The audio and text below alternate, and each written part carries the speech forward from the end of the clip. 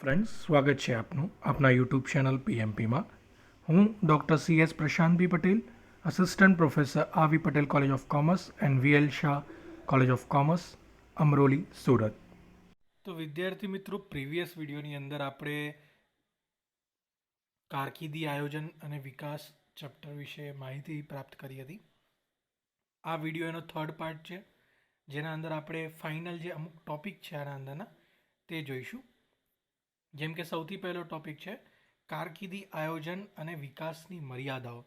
આપણે જોયું આગળના વિડીયોઝમાં કે ભાઈ કારકિર્દી એટલે શું, એનું આયોજન કેવી રીતે કરવામાં આવે, કેમ કારકિર્દી આયોજન કરવાની જરૂર છે, એના ફાયદાઓ શું છે, કોઈ વ્યક્તિનું કારકિર્દીનું જે આયોજન હોય કેવી રીતે હોય, કઈ ઉંમરમાં એ કયા સ્ટેજ પર પહોંચે, બધું જ કરવામાં આવે.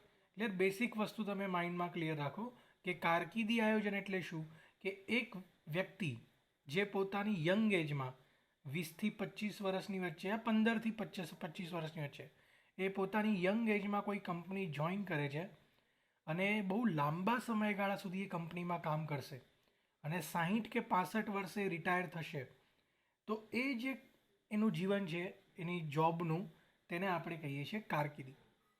અને હંમેશા એનું આયોજન કરે. એવું ના હોય કે એના માઇન્ડમાં કંઈ નથી ચાલતું, એ હંમેશા એના માઇન્ડમાં એની કારકિર્દીને લઈને ચાલે છે. એના મગજમાં બધી જ વસ્તુ ફિટ છે કે 25 વર્ષે હું અહીંયા પહોંચીશ, 30 વર્ષ પછી મારી આટલી પોઝિશન હશે, આટલી સેલેરી હશે, જો નહીં હશે તો હું છોડીને બીજી જગ્યાએ જતો રહીશ. કોઈ પણ વ્યક્તિ પોતાના કારકિર્દીનું આયોજન કરે છે. આજે સમજો કે મિસ્ટર એક્સ રિલાયન્સ કંપનીમાં જોડાય છે 20 વર્ષની ઉંમરે, અને એના કોન્ટ્રાક્ટમાં લખ્યું છે કે તમે 65 વર્ષે રિટાયર થશો. તો એ જે હવે એને કામ કરવાનું છે 20 થી 65 દરમિયાન, તો રિલાયન્સ કંપનીએ એને આખું કારકિર્દીનું આયોજન બનાવીને આપ્યો છે કે ભાઈ દર વર્ષે તમારી આટલી સેલેરી વધશે, દર 3 વર્ષે તમારું પ્રમોશન થશે, વધારે સારું કામ કરશો તો દર 2 વર્ષે થશે. બધી જ ડિટેલ હશે એ કોન્ટ્રાક્ટની અંદર. તો દરેક કંપની પોતાના કર્મચારીઓનું કારકિર્દી આયોજન કરતી હોય છે. પરંતુ શું એ આયોજન કર્યું છે? જેમ કે હમણાં મેં તમને કહ્યું ને કે મિસ્ટર એક્સનું 20 વર્ષથી 65 વર્ષ દરમિયાન કારકિર્દીનું આયોજન કરેલું છે. તો શું એ કારકિર્દીનું આયોજન જે આપણે કરેલું છે તે 100% ફોલો થશે કે પછી રહી જશે? તો આમ તો આપણી પૂરી કોશિશ હોય કે ભાઈ જે કારકિર્દીનું આયોજન કર્યું છે તે યોગ્ય રીતે થાય, પરંતુ આ આયોજનની ઘણી બધી મર્યાદાઓ પણ હોતી હોય છે. તો આપણે આ ટોપિકના અંદર જોઈશું.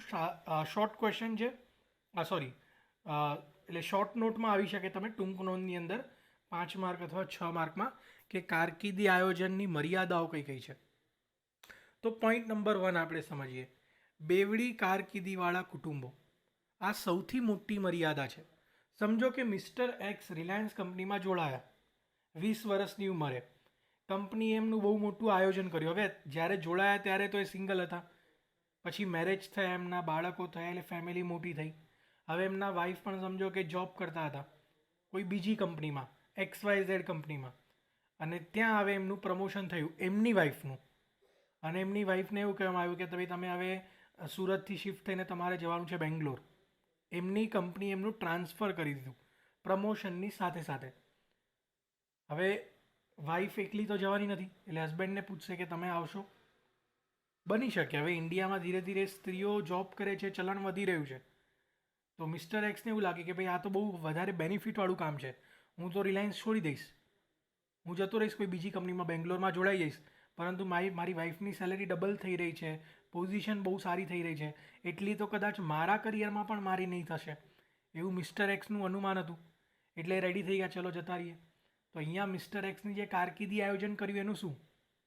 રિલાયન્સ કંપનીએ મિસ્ટર એક્સની આખી કારકિર્દીનું આયોજન કરેલું અને બધું ફ્લોપ થઈ ગયું. એટલે ઘણીવાર કારકિર્દી આયોજન કરવાનો કોઈ મતલબ બનતો જ નથી. ક્યારે? જ્યારે બેવડી કારકિર્દીવાળા કુટુંબો જોવા મળે, જ્યારે હસબન્ડ વાઈફ બંને એવું નથી કે હસબન્ડના કેસમાં જ, વાઈફના કેસમાં પણ બની શકે કે હસબન્ડ વાઈફ બંને કામ કરે છે, હસબન્ડનું ટ્રાન્સફર તો એ વાઈફને લઈને ગયો, તો જે વાઈફની કારકિર્દી બનાવેલી હતી એની કંપનીએ, એ બધી ફ્લોપ થઈ ગઈ. એટલે જનરલી આવું બનતું હોય છે. એટલે ઘણીવાર કહેવામાં આવે કે કારકિર્દી આયોજન કરવાની જરૂરત જ નથી. અને કરવી પણ છે તો તમે 5-6 વર્ષ માટે કરો. 20-30 વર્ષની કારકિર્દી આયોજન કરવાનો કોઈ મતલબ નથી. એમાં પૈસા પણ વેસ્ટ થાય છે, સમય પણ વેસ્ટ થાય છે. ક્લિયર? સેકન્ડ છે નીચી કક્ષાની કારકિર્દી. હવે નીચી કક્ષાની કારકિર્દી એટલે શું? મજૂર વર્ગ છે. હવે મજૂર વર્ગ જે હોય એની કારકિર્દી શું હોય? કંઈ જ ના હોય. એના જીવનમાં કંઈ કારકિર્દી જ ના હોય. એ વધારે વધારે શું થશે? એ જિંદગીભર મશીન જ ચલાવવાનો છે. કદાચ એવું બને કે એ જુનિયર વર્કરથી સિનિયર વર્કર બને, પર ચલાવવાનું તો છેલ્લે મશીન જ છે. સમજો કોઈ કારીગર મશીન જોડવા માટે સિમેન્ટ કંપનીમાં જોડાય છે, એ 20 વર્ષે પણ સિમેન્ટનું મેન્યુફેક્ચરિંગ જ કરશે અને 65 વર્ષે રિટાયર થવાનો છે ને તો પણ એ જગ્યાએ જ હશે. એમાં કંઈ કારકિર્દી ના હોય. કારકિર્દી છે ને ટોપ લેવલમાં હોય કે તમે મેનેજરથી સિનિયર મેનેજર બની ગયા, પછી તમે એનાથી ઉપરની પોસ્ટ પર ગયા. જ્યાં મેન્ટલ વર્ક થતું હોય, માનસિક કામ થતું હોય, ત્યાં તમારી તરક્કીઓની ચાન્સીસ વધારે હોય, કારકિર્દી વધારે લાંબી હોય. પરંતુ જે નીચી કક્ષાના, જેમ કે વોચમેન છે, એ વોચમેનમાં વોચમેન જ રહેશે જિંદગીભરે. ક્લિયર? આપણે અહીંયા કોઈ પોસ્ટની ઇન્સલ્ટ નથી કરતા. આપણે એ સમજીએ છીએ કે ઘણી બધી કારકિર્દી એવી છે જેમાં કોઈ ફ્યુચર જ નથી હોતું. તો એવી જગ્યાએ ક્યારે પણ કારકિર્દી આયોજન કામ લાગતું નથી. એટલે કે આ બીજી મર્યાદા છે કે નીચી કક્ષાની જે જોબ્સ હોય છે એમાં કારકિર્દી આયોજન લાગુ કરી શકાય તેવું હોતું નથી. ત્યારબાદ કારકિર્દીની ઘટતી તકો. આ પણ એક બહુ મોટી મર્યાદા છે, લિમિટેશન છે કે ભાઈ તમે કારકિર્દી આયોજન ના કરી શકો કોઈ કંપનીમાં. કેમ? એ કંપનીનું ફ્યુચર તમને ખબર છે? જેમ કે અહીંયા મિસ્ટર એક્સ છે, એ 20 વર્ષે ઉંમરે કોઈ કંપનીમાં જોડાય છે. સમજો કે ટેક્સટાઇલ કંપનીમાં જોડાયા અમદાવાદમાં. 65 વર્ષ સુધી એ કામ કરવાના છે. પણ જરૂરી થોડી ના છે કે એ 65 વર્ષના થાય ત્યાં સુધી કંપની ચાલુ રહે. અમદાવાદમાં ટેક્સટાઇલમાં હવે ડાઉનવર્ડ ટ્રેન્ડ આવે છે ધીરે ધીરે. ક્લિયર? તો કદાચ એ કંપની ચાલુ પણ નહીં રહેશે ત્યાં સુધી. કંપની જ બંધ થઈ ગઈ. સમજો મિસ્ટર એક્સ 35 વર્ષના થયા ત્યાં સુધી તો કંપની બંધ થઈ ગઈ. તો આટલું લાંબુ કારકિર્દીનું આયોજન કર્યું, કંઈ કામ લાગ્યું નહીં. એટલે ઘણીવાર કેવું થાય કે કારકિર્દીની તકો જ ઘટતી હોય. એ કંપની બંધ થવાની આર પર હોય, એ પ્રોડક્ટ વેચાતો બંધ થઈ ગયો હોય. એટલે ખાસ કરીને જે તમે ફૂડ ઇન્ડસ્ટ્રી હોય ને એમાં વધારે જોવા મળે. જે ખાદ્ય ઉદ્યોગ છે એમાં વધારે. તમે કોઈ પણ વસ્તુ જુઓ, કોઈ વેફર આવે છે માર્કેટમાં, તો એ વેફરનું જીવન કેટલું હોય? 2 વર્ષ, 3 વર્ષ, 4 વર્ષ. પછી કોઈ નવી વેફર આવશે એટલે એ કંપની ચાલવા લાગશે અને તમારી જૂની કંપની બંધ થઈ જશે. અનટિલ એન્ડ અનલેસ કે તમે એમાં કંઈ નવા ફ્લેવર લાવ્યા કરો તો બરોબર છે. ક્લિયર? ઘણી બધી વેફરની કંપની આવી અને ગઈ. તો કહેવાનો મતલબ એ છે કે જો કારકિર્દીની જે તકો છે એ જ ઘટતી જશે તો પછી કારકિર્દી આયોજન કરવાનો કોઈ મતલબ રહેતો નથી. ત્યારબાદ બદલાતી જરૂરિયાતો. બદલાતી જરૂરિયાતો એટલે શું? વ્યક્તિની છે ને જરૂરિયાતો બહુ જલ્દી બદલાય. જેમ કે આપણે નાનપણમાં વિચારતા હતા ને કે ભાઈ મારી પાસે એક કાર હોય, એક ઘર હોય, મારી ફેમિલી સુખી હોય, એવી મારે જોબ કરવી છે. અને એવી જોબ સમજો તમને મળી પણ ગઈ. ક્લિયર? તમને જોબ મળી પણ ગઈ જેથી કરીને તમારી ફેમિલી બહુ સ્મૂથલી ચાલે છે. પરંતુ વ્યક્તિ ક્યારે પણ સંતુષ્ટ ના થાય. એની જરૂરિયાતો બદલાયા જ કરે. અત્યાર સુધી તમને કાર, ઘર અને ફેમિલી નહોતું. હવે તમારે એવું છે કે સોસાયટીમાં પ્રતિષ્ઠા વધારવી છે, મારે વધારે પૈસાવાળું બનવું છે. એટલે તમે શું કરશો? કોઈ બીજી ઓપોર્ચ્યુનિટી મળશે તો બીજી જોબ કરવા લાગશો. એ જૂની છોડીને બીજામાં જતા રહેશો. ઘણીવાર વ્યક્તિઓની જરૂરિયાતો બદલાઈ જતી હોય છે સમય વીતતા વીતતા. ક્લિયર?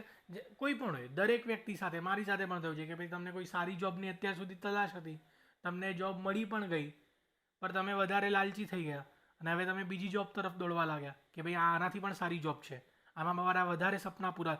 વ્યક્તિ ક્યારે સંતુષ્ટ થતો જ નથી. હવે આમાં થાય કેવું કે એને જે કંપની જોડાય, જે કંપની સાથે જોડાયો હતો એ કંપની એની બહુ લાંબી કારકિર્દી નક્કી કરી, પરંતુ બીજા દિવસે છોડીને જતો રહ્યો. તો ઘણીવાર વ્યક્તિની જરૂરિયાતો બદલાય છે તો કારકિર્દીનું આયોજન પણ બદલાઈ જતું હોય છે. એટલે ક્યારે પણ તમે કારકિર્દીને આયોજન ના કરી શકો, ખાસ કરીને લાંબા સમયગાળાનું. શક્ય જ નથી. નેક્સ્ટ ઇઝ આકસ્મિક સંજોગો. હવે આકસ્મિક સંજોગો એટલે શું? કે ભાઈ પરિસ્થિતિ અચાનક ખરાબ થઈ ગઈ. સમજો કે તમે જ્યાં કામ કરતા હતા, બરાબર, એટલે કોઈ પણ મિસ્ટર એક્સ જે જગ્યાએ કામ કરતું હતું એ 20 વર્ષની ઉંમરે જોડાયા, 10 વર્ષ થઈ ગયા, 30 વર્ષની ઉંમર થઈ ગઈ એમની, બહુ સરસ રીતે કામ ચાલ્યું. હવે અચાનક એ શહેરમાં ભૂકંપ આવી ગયો, શહેર છોડીને જવું પડ્યું, કંપની છોડી દેવી પડી. હવે આટલું લાંબુ આયોજન કરેલું શું થયું? કંઈ જ નહીં. ઘણીવાર આકસ્મિક સંજોગો ઊભા થઈ જતા હોય છે. ક્લિયર? સમજો કે હું કોઈ કંપનીમાં જોડાયો, બરાબર, મારી 20 વર્ષની ઉંમરે જોડાયો, 60-65 વર્ષે હું રિટાયર થઈશ, 5 વર્ષ થયા હતા મને કંપનીમાં, ત્યાં જ મારી ડેથ થઈ ગઈ, તો ખતમ થઈ ગયું મારું આયોજન જે હતું એ. હવે શું મતલબ, હું જ નથી દુનિયાની અંદર. તો ઘણીવાર એવા સંજોગો ઊભા થઈ જતા હોય છે જે આપણા હાથમાં જ નથી, પરંતુ એના લીધે શું થાય છે, કારકિર્દી આયોજનનું કોઈ મહત્ત્વ જ નથી રહેતું. એટલે ઘણીવાર લાંબા સમયગાળાનું કારકિર્દી આયોજન આપણે જ્યારે કરીએ છીએ એ કોઈ મહત્ત્વ નથી ધરાવતું. આ બધીની મર્યાદાઓ છે કે ભાઈ આવા બધા સંજોગો ઊભા થાય તો કારકિર્દી આયોજન જે હતું એ total waste of money, waste of time, બધું જ વેસ્ટ થઈ ગયું. એટલે કચરામાં ફેંકવા બરોબર થઈ ગયું છે. ત્યારબાદ છે સંચાલકોનું વલણ. કારકિર્દી આયોજન તમે કરો છો, સમજો કે મેં 20 વર્ષની ઉંમરે કોઈ કંપની જોઈન કરી, મને મારા કંપનીએ એવું કહ્યું કે 65 વર્ષ સુધી તમે, એટલે દર 4 વર્ષે આવી રીતે પ્રમોશન થશે, કે દર 5 વર્ષે થશે, કે દર 3 વર્ષે થશે, બધી જ વાત કરી. ક્લિયર? મારા આખા જીવનનું, એટલે 20થી 65 વર્ષની ઉંમરનું બહુ સરસ મને કારકિર્દીનું આયોજન કરીને બતાવ્યું. મને કંપની બહુ સારી લાગી, હું કંપની સાથે જોડાઈ ગયો કે ભાઈ આટલી સરસ રીતે મને કારકિર્દી બતાવી છે. 2 વર્ષ થયા, હવે 3જા વર્ષે મારું પ્રમોશન થવાનું હતું, જે હિસાબે મારી કારકિર્દીનું આયોજન હતું. પરંતુ અચાનક શું થયું, જે સંચાલકો છે, અધિકારીઓ છે ઉપરના, એમના વલણ બદલાઈ ગયા અને એમને કોન્ટ્રાક્ટને મોડિફાઈ કરી દીધો કે હવે 3 વર્ષે નહીં, 5 વર્ષે કરીશું. કરવું એ તો કરો જોબ. તો આમાં શું થવાનું? કંઈ નહીં. તો પછી કારકિર્દી આયોજન કર્યું જ કેમ જો તમારે એનું પાલન નહીં કરવું હતું તો? તો પછી સંચાલક કહેશે તો અમારા હાથમાં છે, બધા પાવર સંચાલકના હાથમાં હોય, તમે કંઈ ના કરી શકો. તો આ એક બહુ મોટું લિમિટેશન છે, મર્યાદા છે કારકિર્દી સંચાલનની, કે કારકિર્દી આયોજનની, સોરી, કારકિર્દી આયોજનની આ સૌથી મોટી મર્યાદા છે કે સંચાલકોના વલણ બદલાય તો આયોજન પણ બદલાઈ જાય. તો પછી આયોજન કરવાની જરૂર શું હતી? આટલો ટાઈમ વેસ્ટ કર્યો, ખોટી જગ્યાએ ટ્રેક કર્યો, હું બીજી કંપનીમાં નહીં જોડાઈ જતે? તો આ ઘણી બધી મર્યાદાઓ છે કે ઘણીવાર અમુક પરિસ્થિતિ એવી ઊભી થઈ જતી હોય છે કે કારકિર્દી આયોજન સંપૂર્ણ રીતે ફ્લોપ થઈ જાય છે. ક્લિયર? તો આ તમને શોર્ટ નોટમાં, ટૂંક નોંધમાં આવી શકે 4, 5 યા 6 માર્કમાં, કે ભાઈ કારકિર્દી આયોજન અને વિકાસ જે છે એની મર્યાદાઓ સમજાવો. ક્લિયર? લિમિટેશન્સ, એના ગેરલાભ તમે કહી શકો કે મર્યાદાઓ. ક્લિયર? તો તમારે આન્સર કઈ રીતે લખવાનો? સૌથી પહેલાં તો કારકિર્દીની વ્યાખ્યા તમારે લખી નાખવાની. ત્યારબાદ કારકિર્દી આયોજનની વ્યાખ્યા લખી નાખવાની. પછી બોક્સ બનાવીને બોક્સનું હેડિંગ આપી દેવાનું કે કારકિર્દી આયોજનની મર્યાદાઓ. એ બોક્સની અંદર બધા પોઈન્ટ લખી નાખવાના, એટલે તમારું એક પેજ થઈ ગયું. પછી 1 બાય 1 એ જે પોઈન્ટ છે એને 3-3, 4-4 લાઇનમાં એક્સપ્લેન કરી દેવાના, એટલે તમારો આન્સર 2 થી 2.5 પેજ જેવો આરામથી થઈ જાય. 6 જ પોઈન્ટ છે અને બહુ સિમ્પલ પોઈન્ટ છે. ક્લિયર? એટલે તમારો આન્સર 2-2.5 પેજનો થઈ જશે. ક્લિયર? 2.5 પેજ સુધી પહોંચાડો તો વધારે સારું, 2.5 થી 3 પેજ. થોડું વધારે એક્સપ્લેન કરશો, 3-3, 4-4 લાઇનની વધારે કરશો તો સારા એવા પેજ પણ થઈ જશે અને તમારા આન્સર પણ બહુ સારો દેખાશે. ક્લિયર? તો આ તમને શોર્ટ ક્વેશ્ચનમાં હતો. તો આઈ હોપ સો કે આ વિડીયોનો ફર્સ્ટ ક્વેશ્ચન તમને સમજમાં આવ્યો. ત્યારબાદ આપણે સેકન્ડ ક્વેશ્ચન તરફ આગળ વધીશું. તો કોઈ પણ ડાઉટ હોય તો તમે કમેન્ટ કરી શકો છો અને વિડીયોને દીકરાઓ લાઇક કરજો, શેર કરજો. એટલે જેટલા બની શકે એટલા વિદ્યાર્થી સુધી આ વિડીયો પહોંચાડો, જેથી કરીને દરેક વિદ્યાર્થી આનો ફાયદો લઈ શકે સારી રીતે. તો ફર્સ્ટ ક્વેશ્ચન ક્લિયર છે. ત્યારબાદ આપણે સેકન્ડ ક્વેશ્ચન તરફ આગળ વધીએ. ત્યારબાદ દીકરાઓ સેકન્ડ ક્વેશ્ચન છે ઉત્તરાધિકારી આયોજન. ક્લિયર? આ પણ તમને ટૂંક નોંધમાં પૂછાઈ શકે 4, 5 યા 6 માર્કમાં, જે લાસ્ટ હોય છે કેસ સ્ટડીની સાથે સાથે. ચેપ્ટરથી થોડો ઓડ વન ક્વેશ્ચન છે, જેમ કે અત્યાર સુધી આપણે શું જોયું કે કારકિર્દી આયોજન શું છે, એ કેમ જરૂરી છે, એના ઉદ્દેશો શું છે, ફાયદા શું છે, એના ગેરલાભ શું છે, મર્યાદાઓ કઈ કઈ છે, એટલે કયા કયા તબક્કાઓ હોય છે કારકિર્દીમાં. ક્લિયર? આવા ક્વેશ્ચન હતા.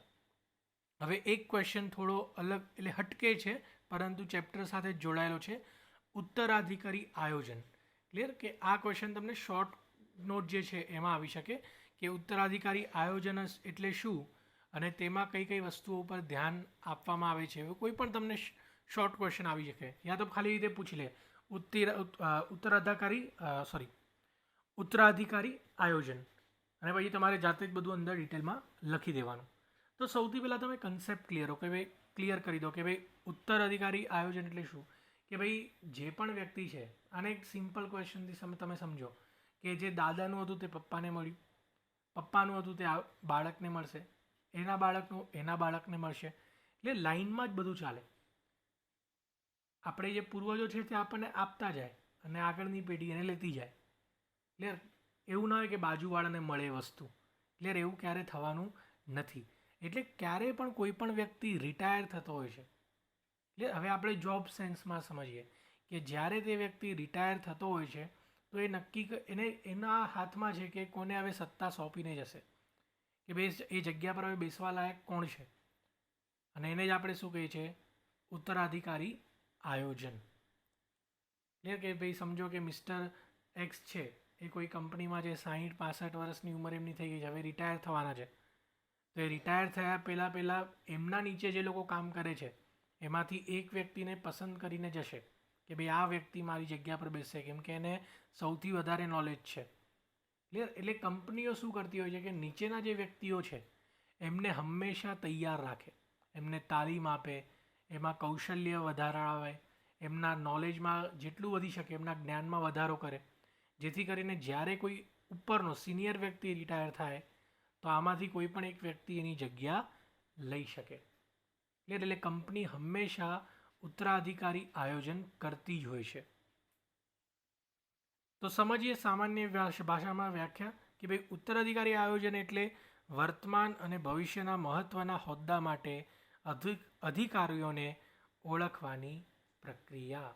તમે આજથી જ તૈયારી કરી દો કે આગળ જઈને કોણ એની જગ્યા લેશે. ક્લિયર? પહેલાંના સમયમાં પણ એવું જ થતું હતું કે ભાઈ રાજા મહારાજા હોય, ક્લિયર? એ રાજા જે છે હવે નેક્સ્ટ રાજા કોણ બનશે, તો સમજો એના 3-4 બાળકો છે તો એમાં પછી એક્ઝામ લેવામાં આવે કે ચારોમાંથી સૌથી કુશળ કોણ છે એ એની જગ્યા લે, યા તો સૌથી મોટો હોય તે લે. It depends.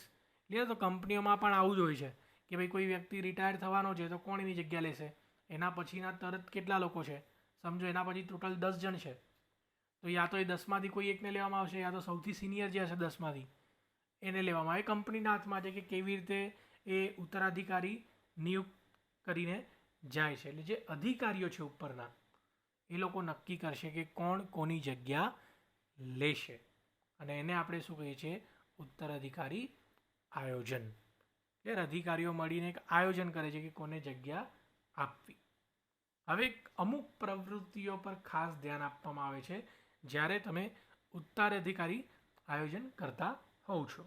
જેમ કે સૌથી પહેલાં કાર્ય અને કૌશલ્યનો વિશ્લેષણ. જે પણ કાર્ય વ્યક્તિ કરે છે, સમજો કે મિસ્ટર એક્સ જેમ રિટાયર થવાના છે તો એના નીચે ટોટલ 10-15 જણ છે, તો એ બધાના કાર્ય અને કૌશલ્યનું વિશ્લેષણ થશે કે કોનામાં કેટલું કૌશલ્ય છે, કે કોનામાં કેટલી કુશળતા છે, કાર્ય કરવાની ક્ષમતા કોની સારી છે, કોણ ઝડપથી કામ કરે છે, કોણ પૈસા બચાવીને જેટલું બને એટલું ઝડપથી કામ. કેમ કે કોસ્ટ કટિંગ કરવી પણ બહુ જરૂરી છે. ફક્ત કામ ઝડપ કરવાથી ના થાય. ઝડપથી કરો પર મોંઘું પતાવો તો કંપનીને મોંઘું પડે. સસ્તામાં કોણ કરે છે અને ઝડપથી? કોઈ પણ કાર્યમાં તમારી બચત થવી જોઈએ અને એ કાર્ય ઝડપથી પતતું હોવું જોઈએ. એને તમારી કાર્ય ક્ષમતા કહેવાય. તો જ્યારે પણ ઉત્તરાધિકારી આયોજન થતું હોય છે ત્યારે એક પ્રવૃત્તિ પર ખાસ ધ્યાન આપવામાં આવે છે અને તે છે કાર્ય અને કૌશલ્યનું વિશ્લેષણ. જે આવનારા કર્મચારી છે, એટલે જે અત્યારે નીચે છે જુનિયર લેવલ પર, એમાં કેટલી કાર્યક્ષમતા અને કુશળતા છે તે ખાસ તપાસવામાં આવે છે. ત્યારબાદ બીજું, વર્તમાન અધિકારીઓનું ઓડિટ. જો ઘણીવાર કેવું હોય કે ઓનેસ્ટ હોવો પણ જરૂરી છે કર્મચારી. એવું ના થાય કે સિનિયર બન્યા પછી ગફલા કરવાનું શરૂ કરી દે. એના પાસ રેકોર્ડ જોવામાં આવે કે ભાઈ કંપનીમાં એની સાથે કેવા બિહેવિયર છે, ક્લિયર? એનો રેકોર્ડ કેવો છે, બધું જ ચેક કરવામાં આવે. એનો ટોટલ આટલા વર્ષ દરમિયાન એને કેવું કામ કર્યું, બધું જ. તો તમે એ વ્યક્તિને ત્યાં બેસાડી શકો, કેમ કે બહુ જવાબદાર જગ્યા છે. તમે ખોટા વ્યક્તિને બેસાડી દેશો તો એ આખા ડિપાર્ટમેન્ટને, આખા કંપનીને ડૂબાવી દેશે. એટલે જ્યારે પણ ઉત્તરાધિકારી આયોજન થતું હોય છે ત્યારે જે વર્તમાન અધિકારીઓ છે જેમાંથી આપણે લેવા માગીએ છીએ એ અધિકારીનું ઓડિટ થવું જરૂરી છે. જો એ બધા જ ફેલ થઈ જાય તો પછી કોઈ બહારનો વ્યક્તિ આવશે, ઇન્ટરવ્યૂ રાખવામાં આવશે, બહારના કોઈ વ્યક્તિને બેસાડવામાં આવશે. બની શકે એ લોકો કંપની જનરલી ઘરના અંદરના વ્યક્તિઓ જ હોય છે એમને જ પ્રમોશન કરીને સીટ આપતી હોય છે, પણ ડિપેન્ડ કરે છે કે ઓડિટમાં પાસ થાય છે કે નથી થતા. ત્યારબાદ ત્રીજી વસ્તુ ધ્યાન આપવામાં આવે છે કામગીરી મૂલ્યાંકન અને ક્ષમતાની ચકાસણી. કે ભાઈ છેલ્લા જે વર્ષોથી તમે કામ કરો છો કંપની સાથે, તમે કેટલો ફાયદો કંપનીને અપાવડાવ્યો, કે તમે કેટલું કંપનીને નુકસાન કરાવડાવ્યું. આ પણ એક મૂલ્યાંકન કરવામાં આવે છે કે તમારી કામગીરી દરમિયાન જે તમારો અત્યાર સુધીની કારકિર્દી હતી તે દરમિયાન તમે કંપનીને શું આપ્યું છે, કંપનીને કેટલું નુકસાન કરાવ્યું કે નફો કરાવ્યો, જે પણ હોય એ બધો રેકોર્ડ ચેક કરવામાં આવશે. ચકાસણી થશે બરાબર.